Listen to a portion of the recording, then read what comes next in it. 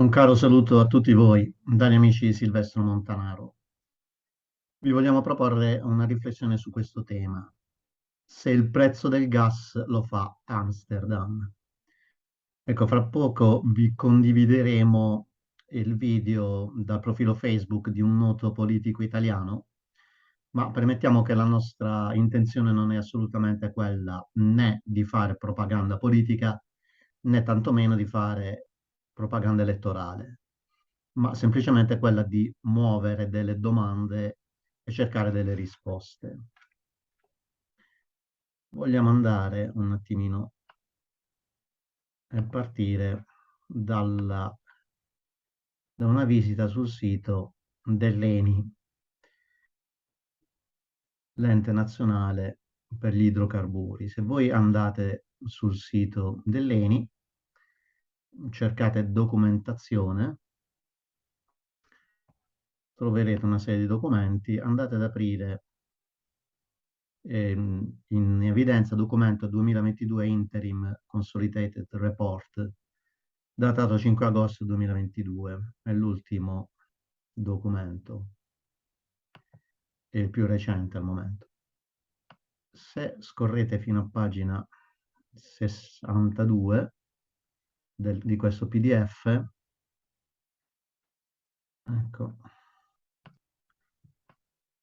giusto per darvi una visione, noterete questi dati. L'ENI registra in termini di milioni nel primo semestre 2022 un utile del periodo di 7 milioni e 408 milioni di 7.408 milioni di euro. L'utile del periodo, il fatturato pubblicato nel primo semestre dell'anno precedente, 2021, è di 1.112 milioni, quindi sono dei profitti 7 volte di più. Ora poi rimando a voi la, la lettura particolare. Chiaramente questi profitti non sono dovuti solo alla vendita dell'energia, anche ad altre voci. Ho trovato un articolo interessante a questo sito, Start Magazine, in rete, che vi proporrei di andare a leggere. L'Italia dovrebbe sganciarsi dal lupo olandese del gas. Ecco, io ve lo ehm, faccio scorrere, poi potete andarvelo a leggere personalmente. In questo articolo si danno delle proposte concrete e si fa vedere che purtroppo una delle conseguenze della guerra oggi non è solo la crisi legata al gas russo, ma il vero problema è quello legato alla speculazione. Pare che il prezzo del gas deciso ad Amsterdam risulti davvero dannoso alla collettività. Ecco, adesso vi invito alla visione di questo video.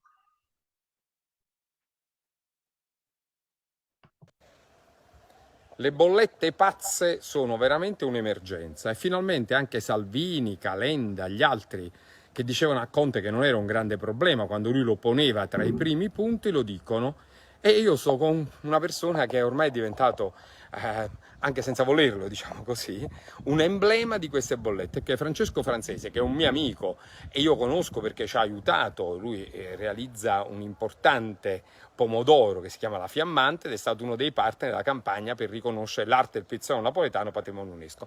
Francesco ha pagato una bolletta da 1 milione, l'ha fatta vedere ed ha le idee molto chiare su quello che si doveva fare e che non è stato fatto, perché il governo Draghi finora non ha fatto nulla, e probabilmente ci può dire dove sono finiti tutti questi soldi degli aumenti. Francesco, saluta. Salve, ringrazio Alfonso per avermi dato la possibilità di appunto raccontare la mia storia. Io mi sono trovato a pagare una bolletta di circa 1 milione di euro rispetto a 120.000 euro dello scorso anno. Ovviamente per me è stato uno shock, diciamo, questo ha messo in difficoltà la mia azienda, però ovviamente è un'azienda che andrà comunque avanti e pagherà, diciamo, la bolletta regolarmente come deve essere. Però mi duole dire che purtroppo questi grossi importi che stiamo pagando e pagheranno anche i consumatori andranno a gonfiare le tasche delle grandi compagnie, le quali hanno già registrato i primi 6 mesi dell'anno degli extra profitti di circa 40 miliardi di euro, pari a quasi 2 manovre finanziarie. 40 miliardi di extra profitti solo le aziende italiane, stiamo parlando. Sì, parliamo delle aziende italiane, quelle che conosciamo bene, Eni, Edison, Enel, poi ci sono tante altre compagnie meno note che comunque hanno registrato questi grossi guadagni e che comunque credo che per fine anno supereranno quasi 100 miliardi se non cambia qualcosa. Quindi lo Stato sa dove andare a prendere questi soldi e potrebbe tranquillamente ridarli alle aziende, alle famiglie, a chiunque utilizzi energia sotto forma di sconto in fattura, una procedura abbastanza semplice senza, diciamo, fare tanti bonus o, diciamo, piccole cose che poi alla fine non risolvono nulla. E lo Stato potrebbe anche ridurre IVA e accise, perché anche lo Stato ha guadagnato in questo Certo, momento. lo Stato sulla mia bolletta ha guadagnato tra IVA, accise e varie tasse circa 200.000 euro, mentre l'anno scorso ne ha guadagnati appena 30-35. Quindi questa è la realtà che noi vediamo dei cittadini e questa cosa era già nota, diciamo, da giugno-luglio si iniziava a capire che ci sarebbe stata questa catastrofe di aumenti, o no? Allora, diciamo, i primi allarmi si sono verificati già a gennaio. Io seguo il mercato, diciamo, dell'energia giorno per giorno perché ne consumo tanta. A giugno è praticamente impazzito. Già dalla guerra c'è stata, diciamo, un'ulteriore impennata, però da giugno il mercato è impazzito e a me hanno iniziato un po' a tremare i polsi. Non è che io quando ho visto la bolletta mi sono meravigliato, io purtroppo per me era una morte annunciata. Però purtroppo di fronte a queste cose non puoi fare nulla, anche perché le compagnie ci hanno imposto il prezzo indicizzato e non il prezzo fisso. La politica un po' doveva monitorare questo mercato e cercare di intervenire prima che appunto arrivassimo in questa situazione. Tu controlli, lui è costretto a controllare ogni volta questa famosa borsa di Amsterdam dove gli olandesi guadagnano. Gli olandesi peraltro è il paese che si oppone al prezzo del gas perché guadagna e lucra su questa borsa benedetta di Amsterdam. A me dico, ma Draghi, che è un autorevole esponente internazionale, ma su queste cose può essere che non batte i pugni, ma può essere che Conte è riuscito ad avere per gli italiani oltre 200 miliardi facendo una trattativa lunghissima per il PNRR e una personalità così internazionalmente autorevole come Draghi non riesce ad avere nemmeno un tetto alla speculazione degli olandesi e delle grandi lobby petrolifere? Ma questo per me è indecente.